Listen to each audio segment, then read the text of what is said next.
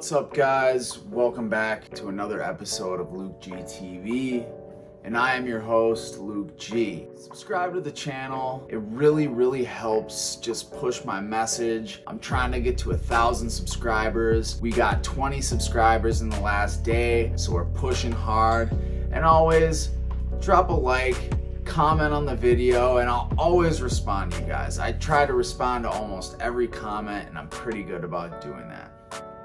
So today, you guys, I already know that I made a live stream about the passing of Ryan Leone. And there's a few things I'm gonna touch on in this video about Ryan's passing, how it had affected me, how I can relate to it, and what's to come forward after this. So I guess to start off with, I'm gonna tell you guys how my whole relationship, I've only talked to him a few times on social media, but I've watched enough of his videos where I felt like I had a connection with him. It all started when I watched his interview on American Dope with Al Prophet. I'm Ryan Leone. I'm an author, middle class family. They got me on one of those sensationalistic conspiracy cases. The video is called Suburban Heroin Kingpin. Right away when I watched that video, I was immediately intrigued. Because here's this well-articulated, smart, good-looking, suburban dude who was selling Molly, club drugs, and this was in the mid-2000s, maybe even early 2000s. So I had a connection for LSD, MDMA, psilocybin, ketamine, GHB. Club drugs specifically. And he graduated to selling heroin. Now, Ryan, before he started his big drug career, he was, came from an upper middle class family, but he was just a struggling junkie, maybe on like a $40, $50 a day habit. Yeah, why would I throw Rigo? We make pee-pee. Dude. We make pee-pee. Yeah, can you help me out with like a gram? He randomly comes across this plug where he's getting extremely good prices on club drugs, Molly, and the sorts, and he kind of starts his drug career from there. Now, after Al Prophet's interview, Ryan started a YouTube channel of his own. His first video was the Mike Virgin story. Wow, if you guys haven't seen that story, I suggest after you watch this video, you go check that out, because it's an amazing video. Ryan proceeds to tell us about this story. He goes to Florida, meets a girl in treatment, they relapse together, and they go on the run. So they're dibble-dabbling in drugs, but they don't have a lot of money. Somehow or another, they get connected with this super rich guy. He says, you can hang out at my house, I got drugs, I got this, I got that. And they pull up to the house. The house was a mansion, and Ryan's girlfriend, from the beginning, she was very skeptical. Why is this guy letting us stay at his house? This is kind of weird. But Ryan, drugged up, wanted free drugs, so he said, nah, let's do it, let's go. Come on, mansion, free drugs, what could go wrong? Well, eventually, they come to find out he's a pimp, and he wants Ryan's girl to work for him. He escapes eventually. I'm not gonna tell you any more from the story, but I suggest you go check that out. So Ryan's YouTube career keeps on expanding and expanding. He keeps dropping video after video, and I quickly became addicted to his content. Ryan is a very charismatic, intelligent, hilarious dude. That's one of the funny parts about his stories, is that he's just a jokester. His videos are entertaining. He's got like little inside jokes that only us subscribers would know. And he really made you feel connected, as a subscriber with him. So I kept watching his YouTube videos, and eventually his channel got so big, he started a Patreon. So he could show other content that you can't show on YouTube, and also he can charge a membership fee. He had a $3, a $10, a $20, and a $100 tier. The $100 tier, I believe you got some one-on-one time with Ryan, and you also had some creative rights within his film. So now, Ryan goes from being a homeless drug addict Fuck. Check this out. Spam. To a drug dealer, to federal prison, gets out of federal prison, is homeless again eventually because he gets back into using and drinking, meets Karina, they have a baby, and then he starts doing a little bit better once he has the baby with Karina. They get a house, but they're still very poor. But as Ryan's Patreon and YouTube starts, all of a sudden, you know, he's making $1,000 a month off YouTube. Then it's $2,000 a month off YouTube. Then with YouTube, Patreon combined, eventually he was making like $7-8 grand a month. So he started doing really well. Where it started to go wrong was Ryan started making a lot of false promises to his Patreon subscribers, and also product that he was supposed to mail out to people, but people never received. Now, I think for the most part, he made good on most of that. Most of the people got their money back. Apparently, there was some mishaps in the way. There's a lot of rumors that have been going around about what he did or didn't do, and I'm not here to say that. But for the most part, I think Ryan was a good dude. And I'd like to thank Joe and Justine for having me at their house and for inviting me here. It means a lot, and I appreciate it. He was a lost soul.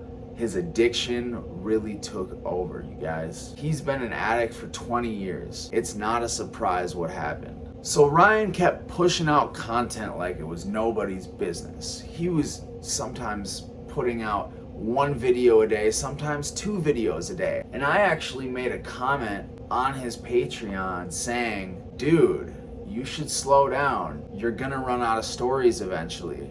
And he would always get kind of mad when I would, you know, give him suggestions. I was just trying to give him, like, you know, friendly suggestions. You know, I wasn't trying to insult him. He was a very sensitive guy, you know, he really was. And a lot of people were hard on Ryan. They would basically take Ryan's inventory, tell him everything you did wrong, accuse him of being high, constant slandering. And he expressed a lot on his channel that really bugged him.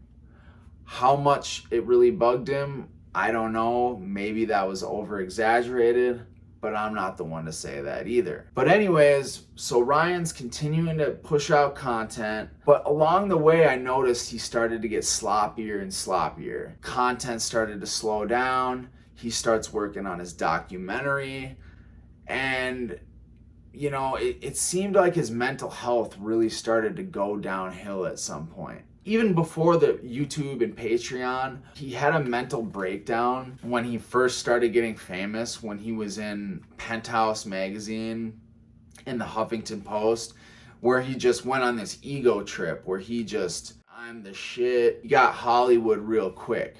And like I've said before, I really don't think Ryan could do well with the fame. He did not handle it well, you guys. So basically, his Patreon content was slowing down. At one point, I think his Patreon pretty much just came to a halt. And that's kind of when I lost track of what happened to Ryan Leone. A year goes by and I really hadn't been on his Patreon. I'd seen little things here and there. Him getting mad at people, calling him out for using. And, you know, when his YouTube career was going on, he had slips. You know, he was public about that. The most recent one I'm talking about is, I know that he got into smoking fentanyl off tinfoil. He got on methadone to get clean off that. And unfortunately, yesterday, I got the news, I'm friends with Karina on Facebook, that Ryan passed away last night. There was a lot of speculation on how Ryan passed away. Some said he was in the hospital for pneumonia. Some people were saying other things. But from confirmed sources, I'm here to tell you how Ryan passed away. So the story goes, Ryan was in the hospital for pneumonia, but he snuck into his hospital bathroom to do some more fentanyl. He had an overdose. They tried to Narcan him. They tried to give him CPR, and he ended up having a cardiac arrest, and Ryan lost his life that day. And you guys, this really hits me hard because I've been a heroin addict for the last 12 years. I have overdoses in the double digits, over 10 overdoses. I've had so many close calls, you guys, it's not even funny. A lot of my overdoses were from taking a benzodiazepine the night before and then using heroin the day after, thinking that the benzos were out of my system, but they were not out of my system, so it was a benzo opiate mix. That's how most of my overdoses have happened. Very few of them have been from just doing dope or fentanyl alone, but I have had a few of those. And I will make some videos on some of my overdoses in the future. But it's really sad, man, because I've had so many friends pass away from this addiction, so many RIPs on my Facebook timeline, and it's just, it's a sad tragedy, man. And you know, America, they say, is in an opioid crisis. America is in an addiction crisis, and not just to drugs, addiction to phones, addiction to how people look, addiction to social media, addiction to public persona. And I'm here to tell you guys that none of that stuff matters. What matters is what's in here. What matters is how you treat people, how your relationship with your higher power is, with how you feel when you go to bed at night, how you treat your family, how you treat your girlfriend. You know, none of that other stuff matters. Money, yeah, money does matter. Money makes you comfortable and it enables you to have a more free life, but it's not everything. And I really hope that Ryan's death can serve a purpose for others in the future to realize that, you know, the golden days of heroin are over. They are over, you guys. And I haven't really done dope in like 4 or 5 months, but what I've seen even in the streets of Minnesota is that 90% of the dope is fentanyl. Yes, you can still find real heroin from time to time, but it's starting to become more few and far between. So, I mean, in the next year, 2, 3 years, you know, the whole heroin game is gonna change. In Canada, I don't know if any of you guys have seen the Vice documentary, but there's a new phenomenon called benzodope. And they are cutting dope with benzodiazepines, atizolam, which is a thienodiazepine. And it's just, it's insane. It's not getting any better, you guys. And you know where it all stems from? This all stems from prohibition. And it started way back in the 1920s with the Volstead Act. When they prohibited alcohol, what happened? They had bootleggers that would bring in alcohol, and guess what? Some of those batches were poisoned and people were dying from drinking alcohol. Why? Because it was illegal. Then marijuana, they tried to illegalize that. What happened?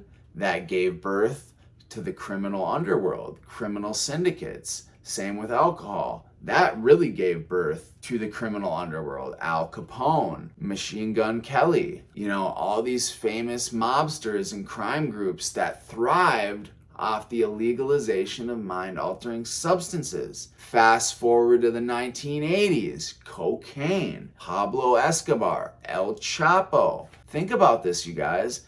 Making drugs illegal, all it does is gives birth, money, and control to crime syndicates, cartels, and it makes getting drugs harder, more expensive, more dangerous. It ruins people's lives. It is a safety risk. In my opinion, drugs should become decriminalized.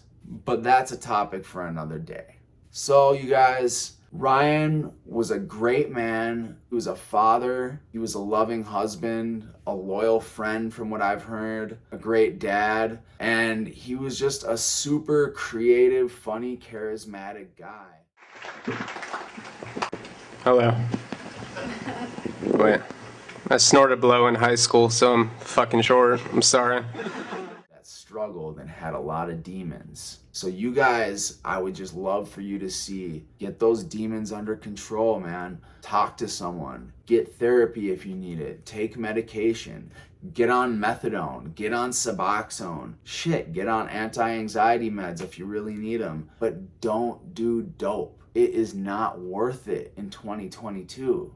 It is too dangerous, you guys. And I don't want to see any of you guys pass away from this crap. It's tearing families apart. This generation by far is the most drug addicted in the history of the United States and the world. Please have a safe 4th of July weekend. Tell your loved ones that you love them. Cherish every day. And just live your best life, you guys. Try to enjoy life. I really hope if anyone can maybe start a GoFundMe for Karina, Ryan's wife and kids, and if we could have some kind of support for his family, and just put them in your prayers, guys, because I know Karina, Ryan's wife, is really going through it, you guys, and his little boys that are gonna have to go without a son.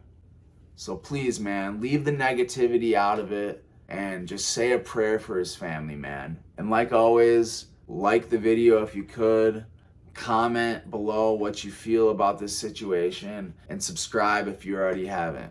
And I'm Luke GTV, and I'm out. Peace. Ready, Nico? All right, let's go. Get more center. He did it.